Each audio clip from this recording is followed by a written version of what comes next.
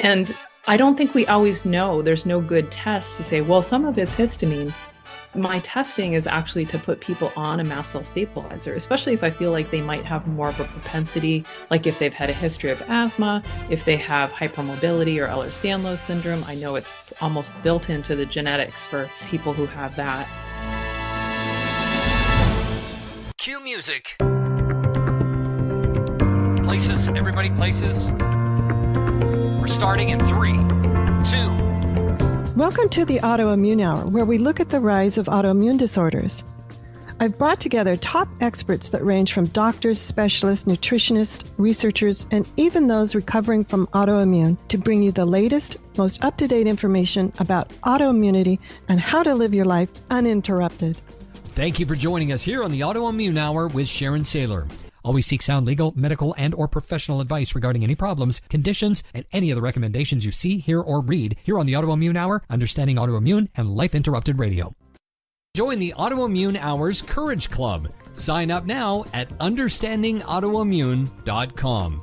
Now, back to your host, Sharon Sayler.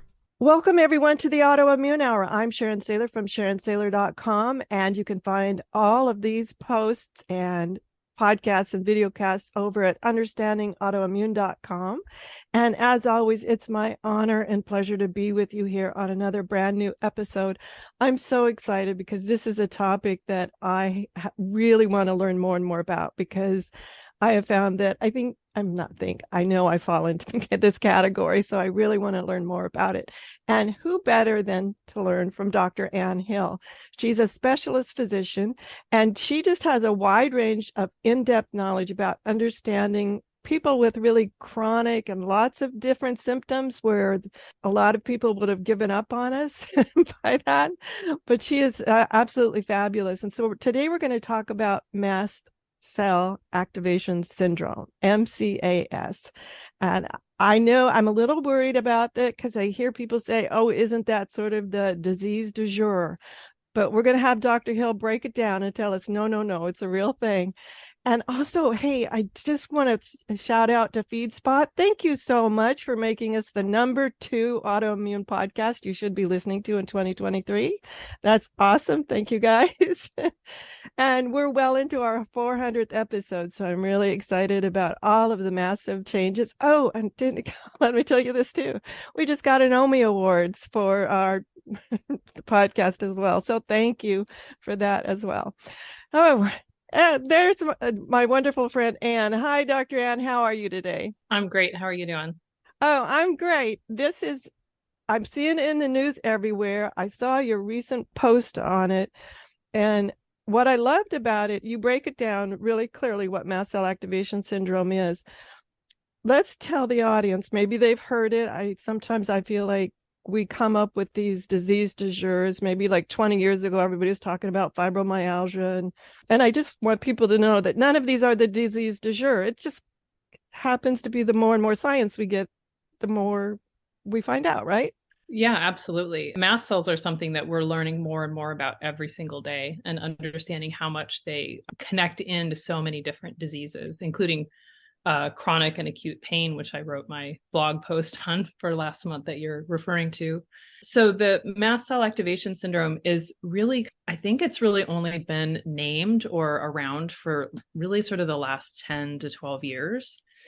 And there is something called mastocytosis. And mastocytosis is similar and has very similar symptoms, but it's actually something that is sort of considered a precancerous condition that's happening in the bone marrow, where the body makes too many mast cells. But in mast cell activation syndrome, there isn't an issue with the bone marrow per se. But what's happening is we're realizing that a lot of people have an increase in their activity in mast cells. And mast cells are everywhere. They're all throughout our connective tissue. They're around our organs. They're in our brain. And what they do is they explode and they secrete histamine. And they explode. Let's talk about this exploding. You said that word and caught me. Can we just take a little left-hand turn and describe what you mean by they explode and secrete his? Well, So the thing that I find fascinating about mast cells is they're a very essential part of our immune system. Oh, okay. So when we have something happen, we need to get workers there really quickly to deal with that. Like say we cut our hand with a knife, like when we're cutting our, vegetables for dinner. And so the body needs to basically be able to get white blood cells and inflammatory mediators and things that are going to help, clotting factors and things like that are going to help fight the infection, kind of assess the scene. So mast cells are sort of like our 911. And a lot of them are already sitting there in the tissue, sort of waiting for things to happen. And so when you actually look at them under a microscope, they actually have all these little bubbles inside the mast cell. They're called granules. And all of these granules contain different sorts of chemical mediators and immune mediators in the body. So when there's a trigger, which it does get triggered, and we think there's a huge connection between the nervous system, because the nerves are, what's alerting us and saying, oh my God, there's something going on, and sending all those signals to the brain. And then it's sending the signals back down to the mast cells and saying, get there quickly. And so the way to do that is really to have, technically they call it degranulation. So the mast cells release all of these mediators, and all the granules pop open with these different mediators to start assessing the scene and helping out with different things that might need to happen. Oh, okay. Thank you. That's my Explode is maybe not the medical term, but it's kind of what happens. Well, I got this visualization of this big, maybe fire truck or something, and that pulls up and all these, little things are jumping out to do their different things, like to quench the fire, whether they're hooking up the hoses or doing something else. That's kind of what that's pretty much it. Tried to get my own metaphor instead of exploding. Yeah. So, okay, it sounds like it's a very vital part of the body function that we need to be very careful with how we maintain it and optimize it, right? Correct. It's something that is absolutely necessary for us to survive. It's a huge part of our immune system. But what's happening when people have mast cell activation syndrome is we're still trying to figure out all the different reasons. And, realistically, it's probably that there's many different reasons that can be happening or, making this happen. But with mast cell activation syndrome, we start collecting more mast cells, and different people will have more mast cells in different tissues. And then we have more mast cell activation. So we have more degranulation of mast cells, which means we have an increase in histamines, tryptases, things that break proteins down and connective tissues down in our system. And it's not necessarily an emergency, but we know that it's probably being triggered by something. And that's oftentimes what I'm trying to figure out in my practice when people come see me, is when we figure out that mast cells are at play, we have to figure out, well, why is this happening for them? Why are they having this constant trigger, which is very annoying. And there's a lot of symptoms that are not very specific for anything. So that's why a lot of these people are sent away by their doctors, because they're like, well, I don't know what's going on. We run blood work, everything's normal, Oh, okay. So blood work is typically normal. So, but what are some common symptoms that you see that the protocol seems to help? So a lot of symptoms that I'll see I will see a lot of brain fog, which any of you who have allergies and know when you have allergy season, that your brain will start getting kind of foggy until you might take your antihistamines. So brain fog. I think a lot of us who experience COVID can relate to brain fog as well. Absolutely. So, yeah. And we know with like COVID and long hauler COVID that there is absolutely a huge mast cell connection. And not everybody is writing about that. There's only like a few published papers at this point. But all the doctors like myself who had already been treating mast cell were like, oh, this is what's going on. The mast cells are freaking out about COVID. So we're able to get people on things pretty quickly that were able to help some of those long hauler symptoms. So brain fog is one, massive amounts of fatigue. You have to think about like when you have a lot of histamine, when you have your allergies or long COVID, there's a lot of fatigue. And that can be just from the body having to process all that histamine and all those chemical mediators. Can be lots of pain. There's usually some kind of histamine or mast cell component to chronic pain and acute pain. There can be issues with flares around sensitivities to the environment, like having a lot of pain, like when the barometric pressure is changing and things like that. The mast cells all respond to that. And actually, there's mast cell receptors on all of our hormones. So a lot of women will notice a flare in symptoms around their menses, either like right before their menses or during their menses. A lot of the patients that I have also, they notice that they just become more reactive in general to their environment. Like they might become more chemical sensitive, or they might become more sensitive perfumes or like newspaper print or things like that in their environment, and have like more actually just acute allergic reactions. And I want to point out too that on the mental emotional level, what happens with a lot of people is they get a lot of anxiety because histamine in the brain basically makes our brains and our bodies feel extremely anxious. So what I like to tell my patients is that some of that could be from stuff that's going on in your life, but some of that really might just be from an increase in histamine. And we need to get those mast cells under control and help to stop that release of histamine for them to be able to relax and calm down. And, you know, as you went through that list, I really resonated with several of them, but as you went through that list, I was like, wow, I could see where if I went to a medical professional that wasn't up to date with the latest understanding of mast cell activation syndrome, it could be any number of things. Correct. You could be sent to multiple different specialists as well.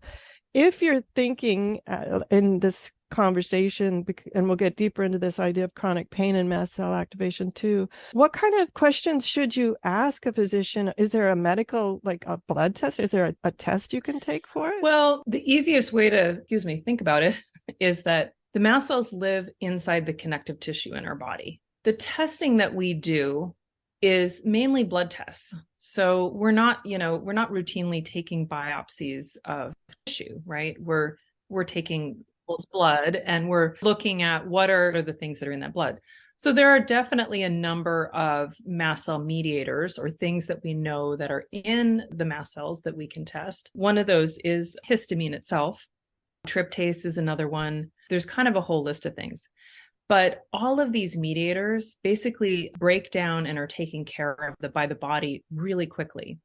So unless you are actually in a mast cell flare, which a lot of people know is like intense itching, that anxiety, heart pounding, turning red, dermatological things. So a lot of people know, like who've had a mast cell flare, know when they've had a flare, it sort of randomly comes on. Sometimes it can even feel like a panic attack.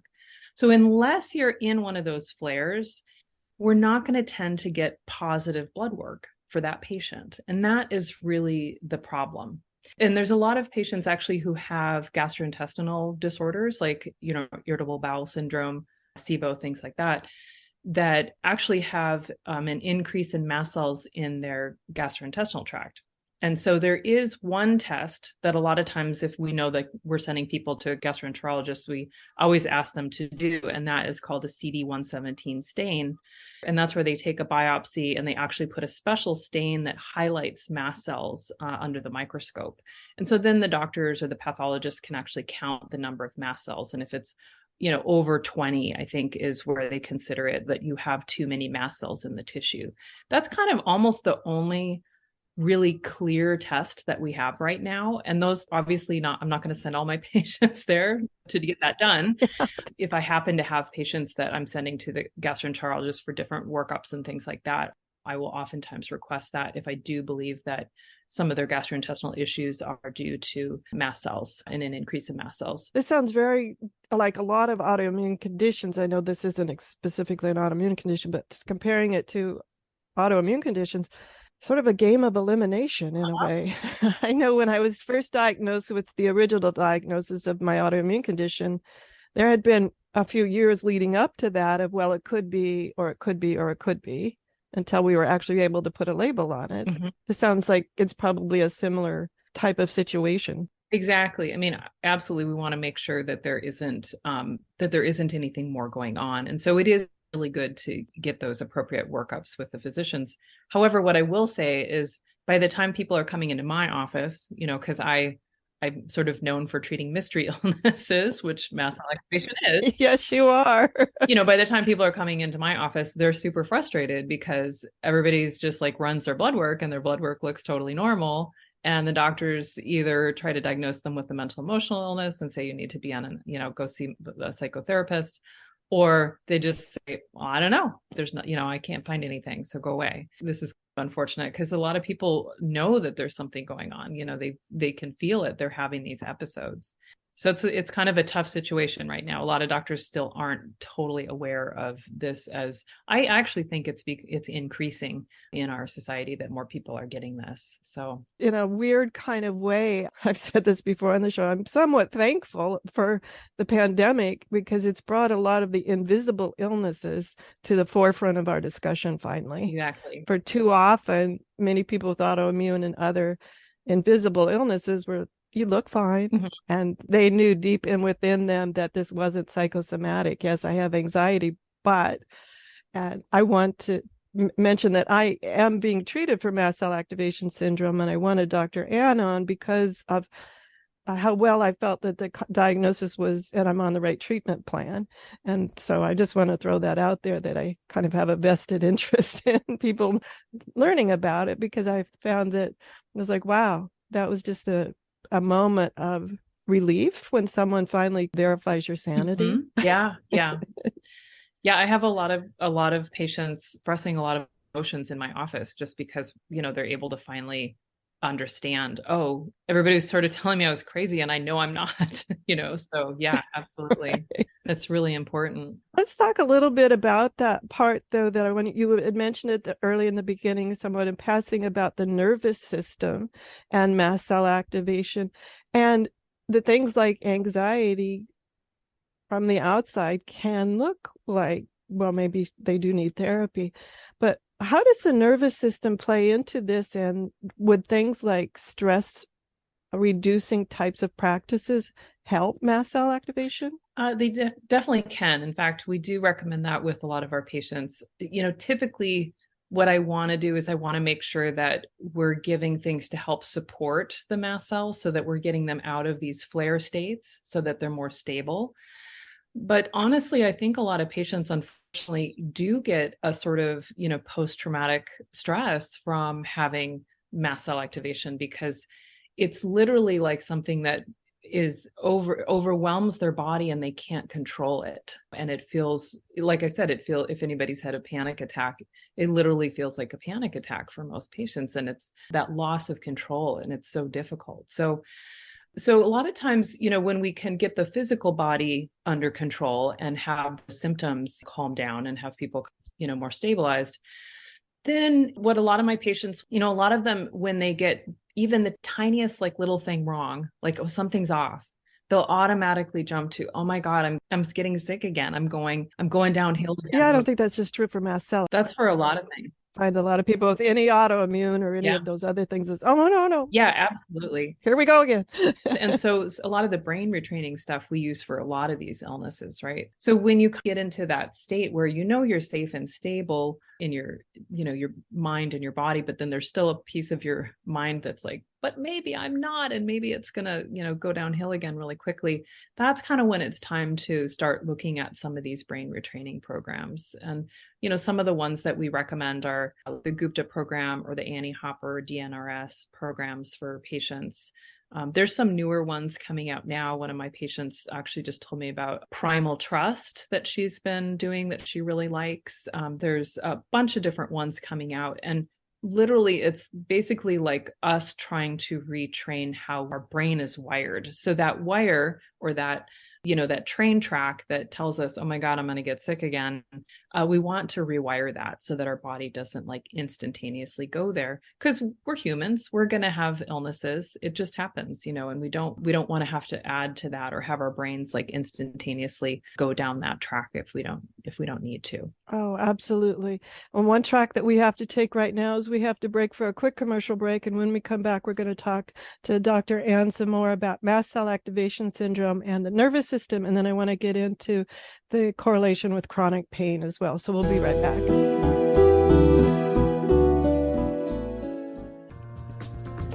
Life Interrupted Radio will return after these messages from our sponsors.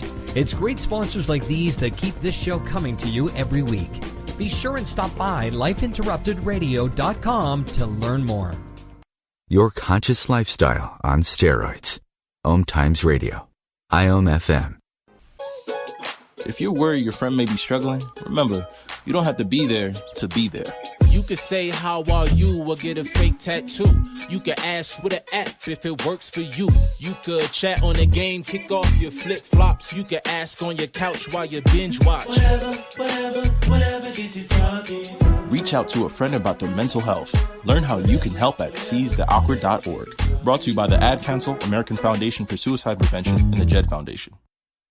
OMTimes Magazine is one of the leading online content providers of positivity, wellness, and personal empowerment. A philanthropic organization, their net proceeds are funneled to support worldwide charity initiatives via Humanity Healing International. Through their commitment to creating community and providing conscious content, they aspire to uplift humanity on a global scale. OMTimes, co-creating a more conscious lifestyle. Listen and imagine.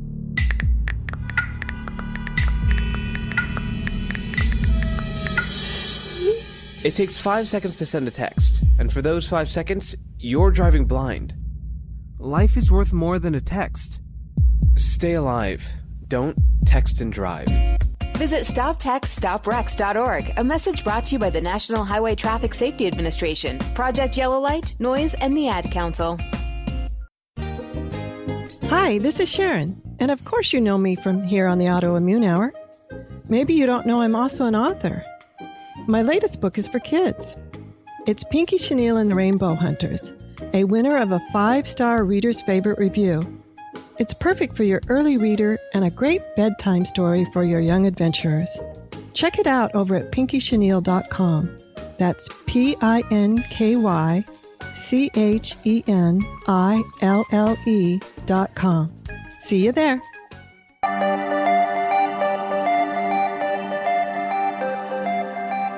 Welcome back, everyone, to the Autoimmune Hour. I'm Sharon Sayler from SharonSayler.com, and the website where you can find this podcast plus all the other 400 plus is over at understandingautoimmune.com. And tonight we're here with Dr. Ann Hill.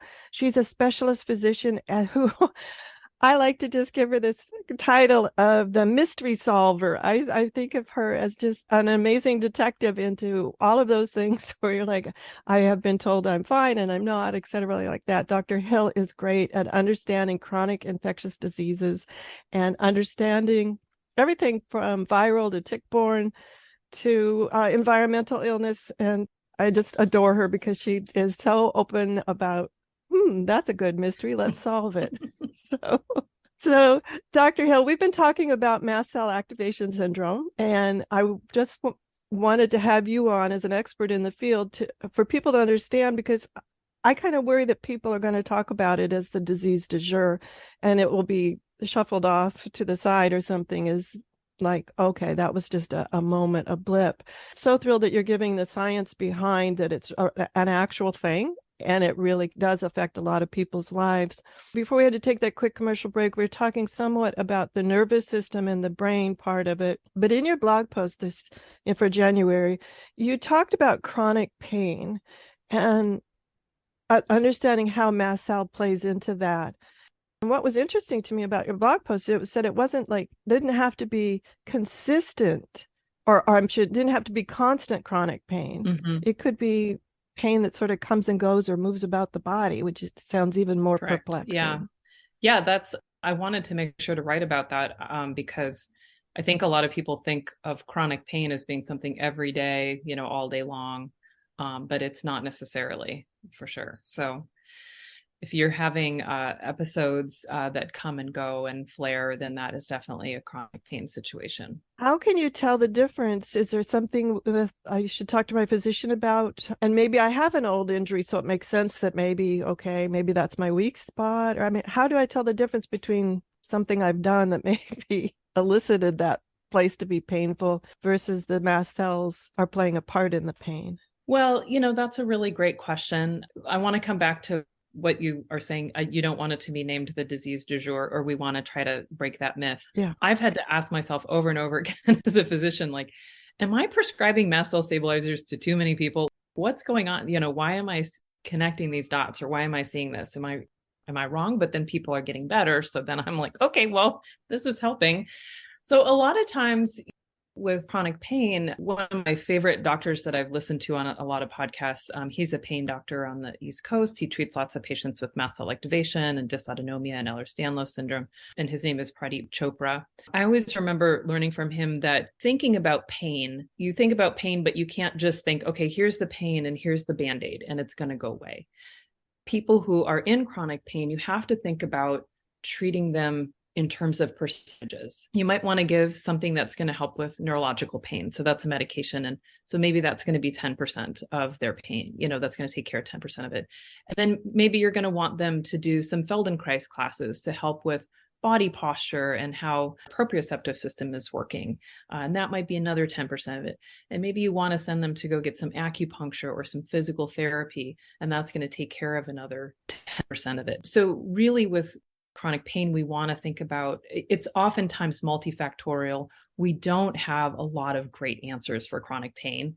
Unfortunately, not a lot of great medications other than, medications that we know people can become highly addictive to. So we don't really want to send them down that pathway.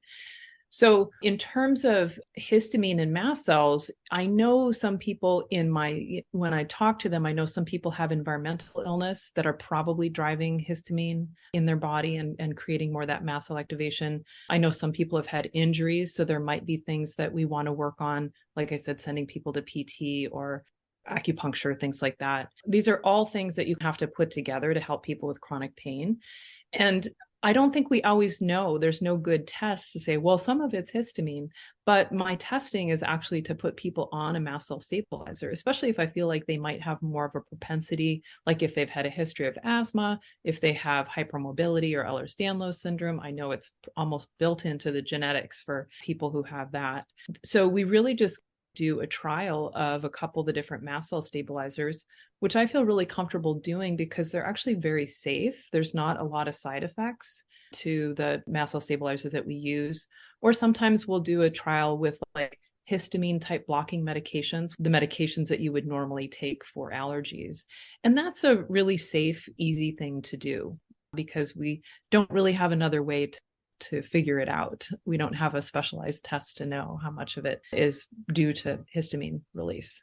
Fascinating thing about our bodies is each one of us is so individualized. I admire your skill, Dr. Hill, and taking the time to unravel this. It just seems to me when I think about all of this, all these different opportunities for these mast cells to come into play, how confusing it can get for not just ourselves, but our medical professionals.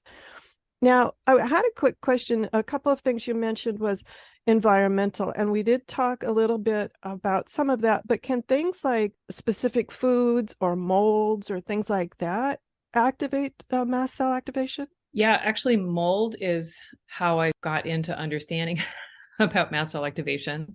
I'm in the Pacific Northwest in Portland, Oregon, and we have lots of rain and lots of flooding of basements. Lots of moisture.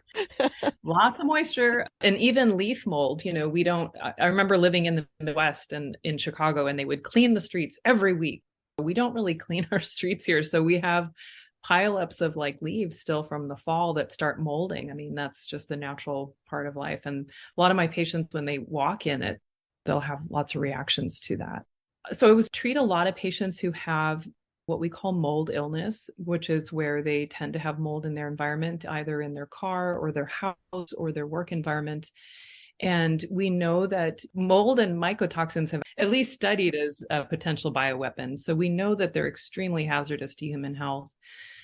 In terms of the environmental piece, the thing that's interesting to me too about mold and mycotoxins, or mycotoxins in particular, and there's mold, and that's kind of like what you can see, but mold secretes something called mycotoxins, and these are chemical mediators that come out of the mold and that can get into our bodies.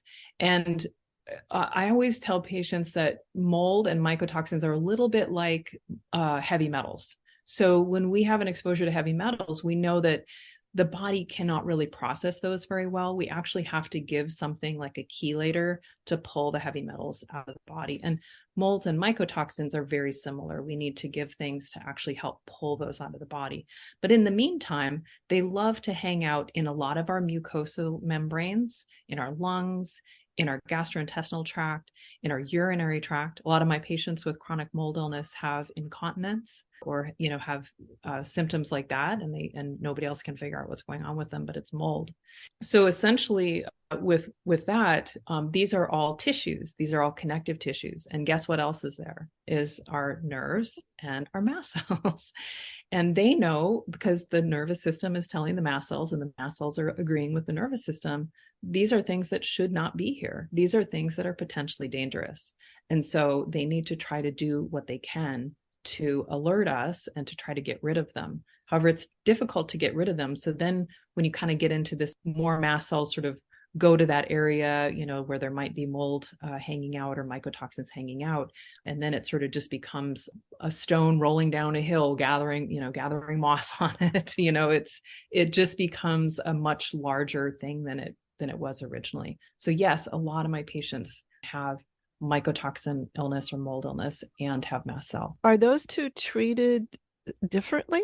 I mean, is it like one treatment for, I imagine you have to clear your environment as well, but once you discover that there's mycotoxin exposure, is that treated differently than mast cell?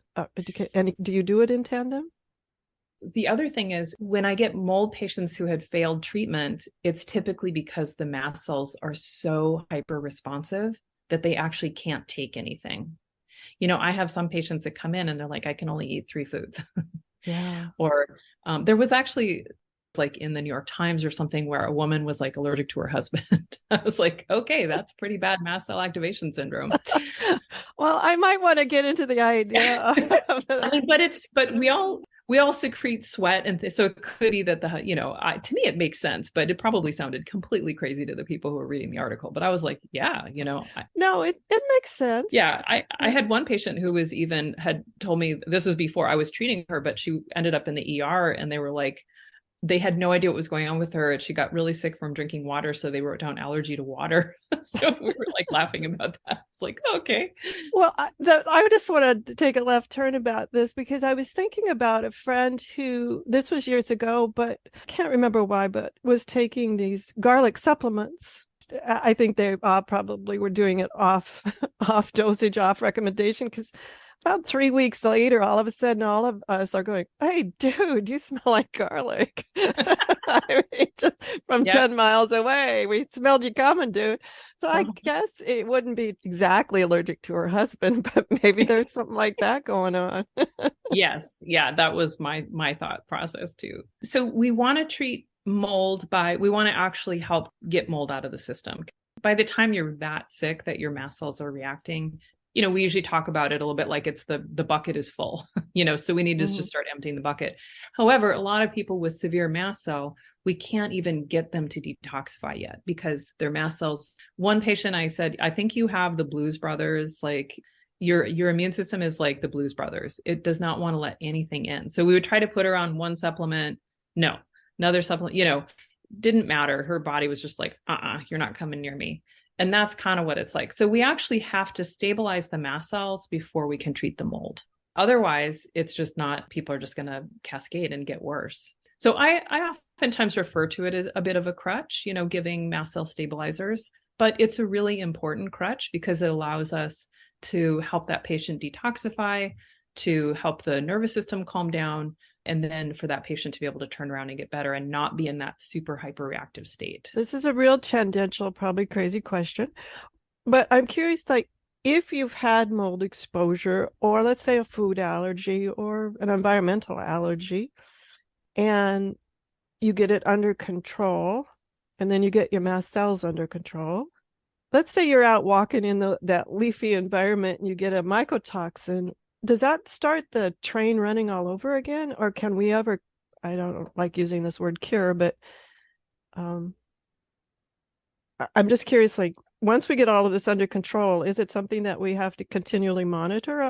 Because it just seems like there's so many environmental issues that we have no control over. I just going for a walk and exactly, Yeah, that's a great question. So typically what happens with patients is, when they come in, they don't have a lot of interoceptive awareness. And that is like your inner nervous system. awareness. And they don't have that awareness because they're so inflamed.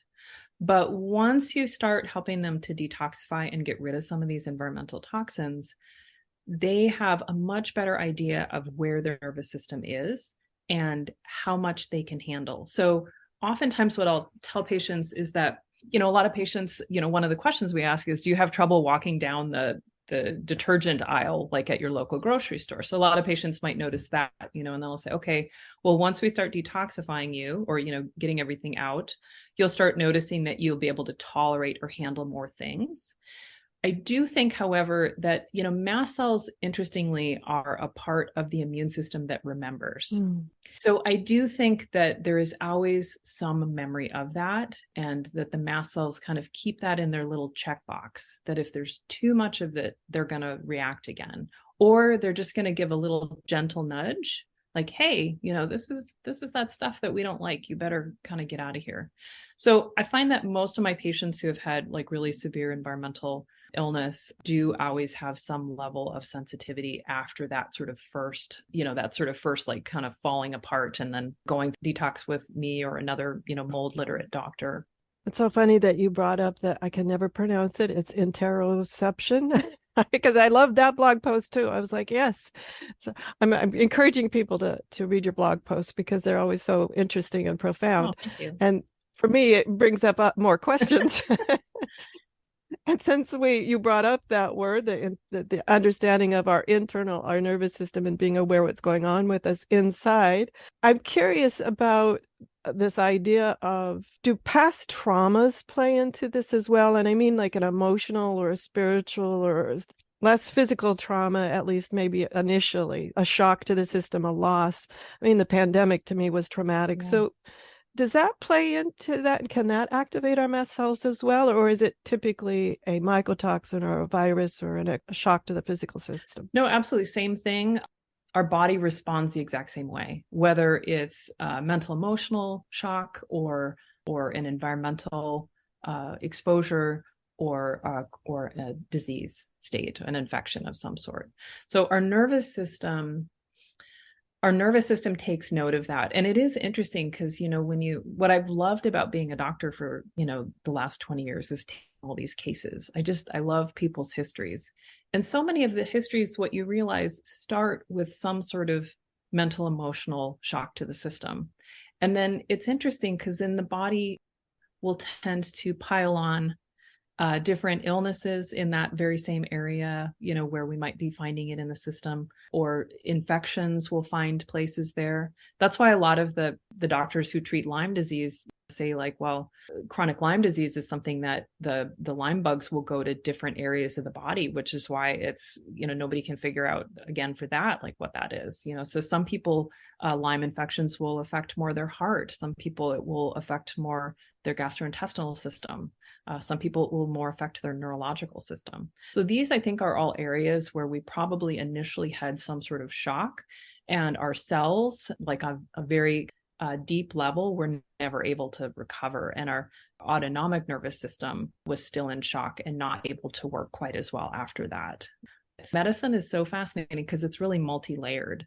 And I think really the astute, good physicians are the ones that try to look through all the layers, so that we don't get re-injured in the same place or keep having the same problem with our heart or things like that. It's always going to be more than the physical.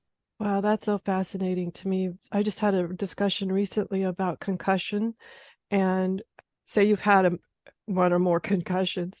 Discussion that we had was about even then just a little bump, not something to cause a concussion, with the great big bold letters, but just like a little tiny, you tap your head on the cupboard, will cause the body to react as if you had a major concussion. And that sounds sort of like that's other organs are doing that too. Is that a similar correlation to that idea? I was fascinated by that because I've had a concussion in a car accident, and I did have a slight bump to my head, and it was a few days of walking around like, wow, that seems to be a much bigger reaction than what the little bump on the cupboard door was. I've had some patients very severely injured just by like knocking their head into a freezer door or a cabinet door, like kind of like you said. And and they didn't have a concussion and they had a big bump and bruise, but the brain is bruised, So you don't have to necessarily get a really huge injury to the head for things to be much larger than they seem.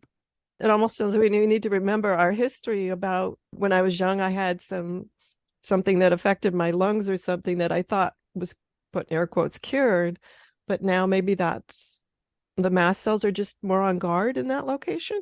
Yeah, it could be. So the other thing that's really interesting about mast cells, and when people have mast cell activation, is they notice that so they call in recruits.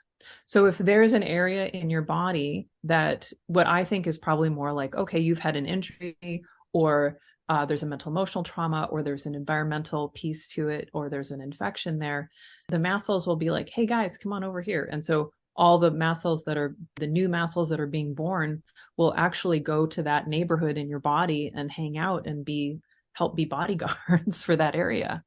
So we do know that there's an increase in mast cells. I mean, they've done biopsies on different places in the body where they know there's this one good example is something they call it eosinophilic esophagitis, which is where people actually feel like they cannot, their throat starts closing up and they feel like they can't swallow food without feeling like they're going to choke.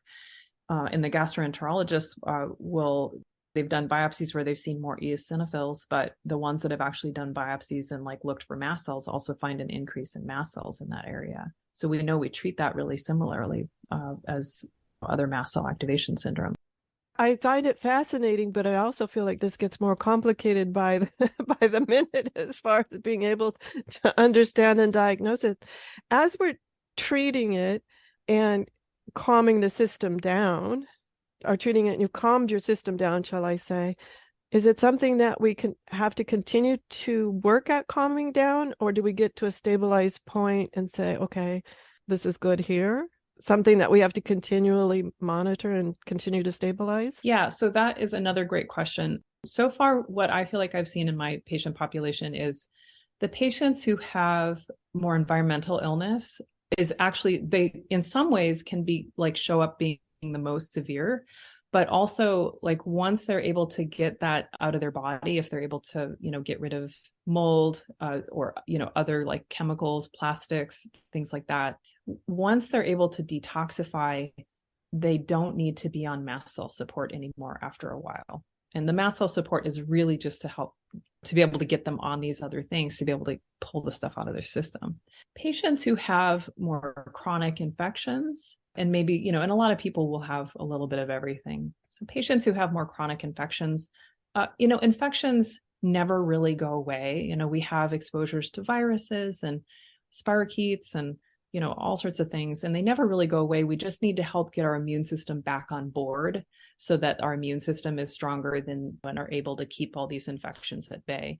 And once that happens, I have seen where people have definitely been able to get off of cell stabilizers or just know when they need to take them. And then the patient population where I feel like it's probably going to be more of a lifelong thing and not necessarily having to do it every day. I'm really into pulsing things, especially just, only taking things when we need it or when we feel we need it, especially once our interoceptive nervous system is on board and we know when we're starting to get out of balance. So the hypermobile and the EDS population, those are patients who just have a little bit more, for whatever reason, of a genetic propensity for having mast cell activation syndrome. I think a lot of it probably has to do with the connective tissue. A lot of it probably has to do with, we do think that patients in those populations tend to be more susceptible to illnesses and infections, again, probably because of the connective tissue and the body, the inability of the body to be able to really present a strong force. We know that things like chronic Lyme and spirochetal infections they just hang out in the connective tissue. And if there's weak connective tissue, they're going to be able to spread really quickly. So those are, I don't want to not give anybody hope. It doesn't necessarily mean that you're not going to get better. But if you have more of this genetic propensity, that is, like I said, where I've seen, we really just want to be more careful and have people really get to know their own body and know, okay, I know I'm starting to feel like I'm getting out of balance a little bit. And so I need to get back on my mast cell support. I think one of the points I want to put a highlight on what that you just said is getting to know our body better. Oftentimes when some of the thrivers I've talked to go through this period of it just hurts so bad I don't even want to think about my body, or kind of running away from that issue of, oh my goodness, I have to really look deep inside and be aware of it. I know that's one of the things you talk a lot in it. This is tangential, but do you have any tips for the starting person to say, oh my goodness, you're right, I should check in with the different body systems more often? Do you have any tips for people to be able to just, okay, check in? Well, I think it's really hard when you're in a flare state. I mean, it's natural for us we're having like a mental emotional trauma. We really actually oftentimes we learn to disassociate and leave our body. That's really, especially when we're kids, we can't run away from different things, and and when we're in chronic pain or a lot of pain or a lot of inflammation, I think we do the same thing. It's not something that I would expect somebody to be able to know how to do, or to be able to do right away when they're in that sort of bad flare pain or flare mast cell state. But as they get better, I do think that that is an important part of our wellness and staying well. A lot of my Ehlers-Danlos patients and hypermobile patients, I tell them, there's not a lot medically we can really do, but what they can do is they have to learn more about their proprioceptive system. Like I send them to PTs here in the Portland, Oregon area who specialize in treating hypermobility. And a lot of it is actually just connecting in with their nervous system and strengthening their muscles and their ligaments so that their connective tissue is not going to continue to fall apart. And that's not just something that you do in a mindless way. You have to be connected in with that autonomic nervous system and continually communicating with it. And the same thing like with environmental illness or patients who have chronic viral illness or chronic Lyme, things like that.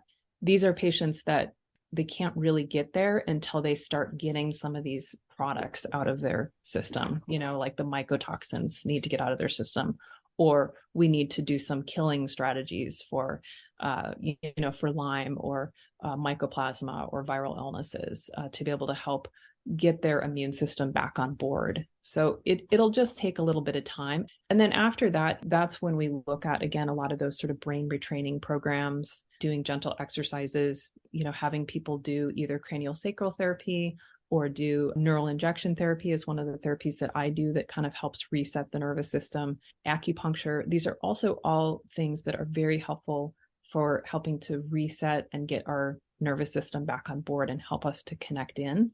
And then really lastly, it's not for everybody. Some people are like, no, I'm not probably never going to do that. But if you are drawn to doing, mindfulness type meditation techniques, there's a lot of things about that, really what that's doing is that's you listening to your own body. And you don't have to become a Zen master or anything like that. There's a lot of really cool books out now that just have very short, hey, here's a little mindfulness exercise that you can do for 10 minutes every day.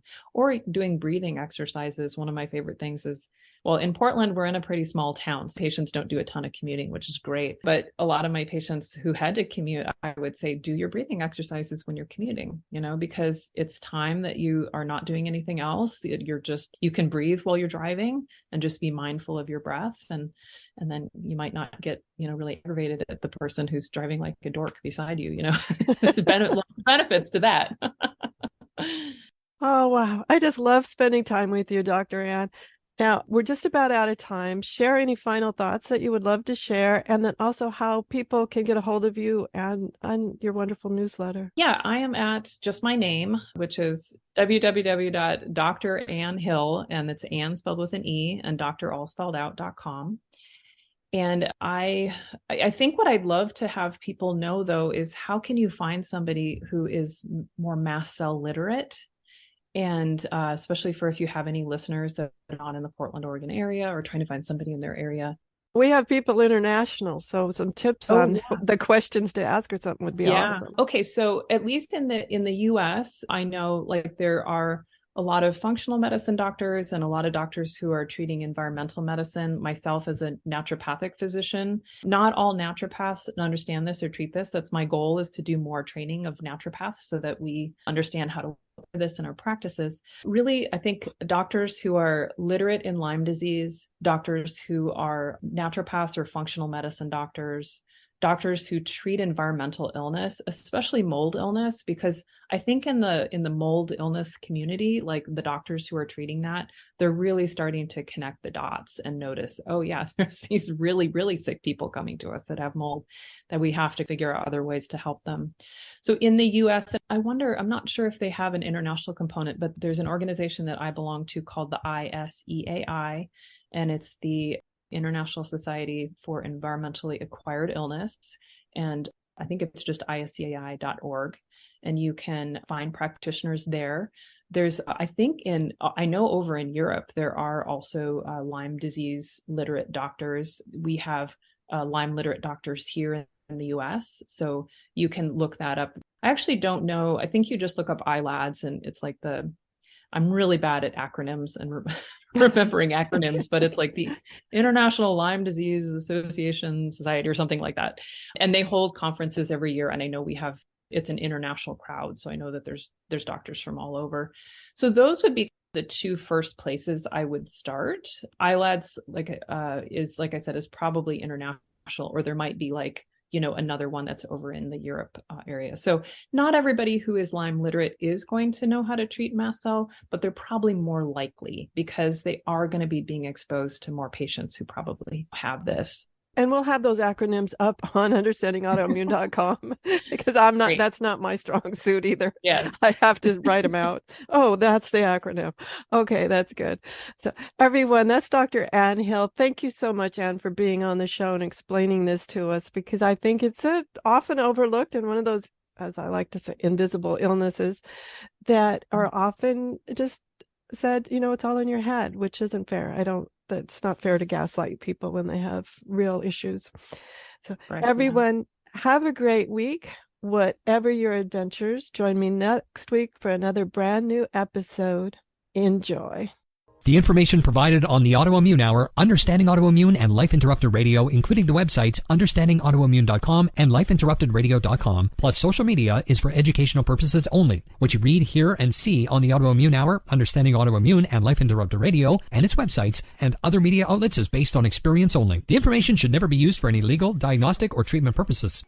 For the next few minutes, we will be providing a guided meditation. In guided meditation, your focus is paramount. If you are driving or operating mechanical devices, please choose a nice, safe location. As we say here, drive when you drive and meditate when you meditate. Enjoy.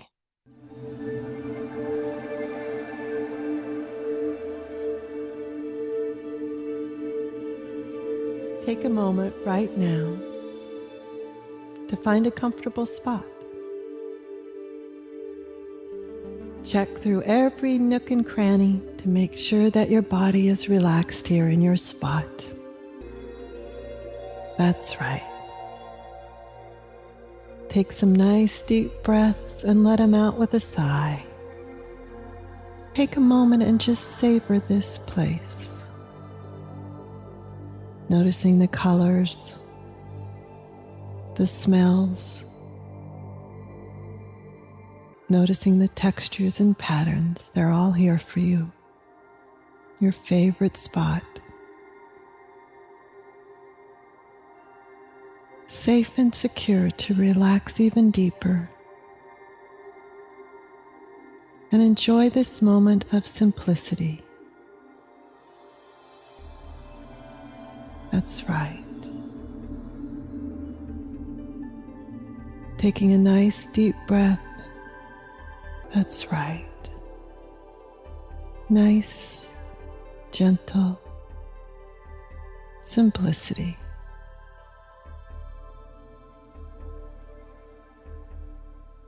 Begin to notice how every cell is letting go.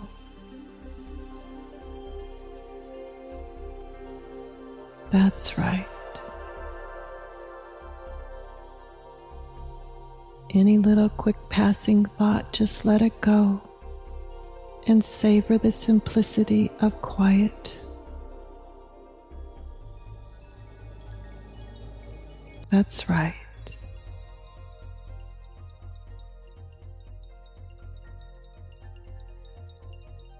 Thanking any little thought that wanders in and letting it go. For now is the time for simplicity, for ease and comfort.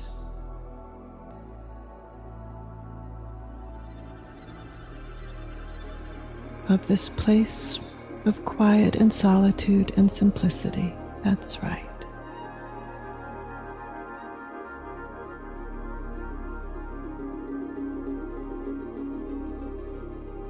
Taking a couple more inhales and exhales, enjoying the moment right now.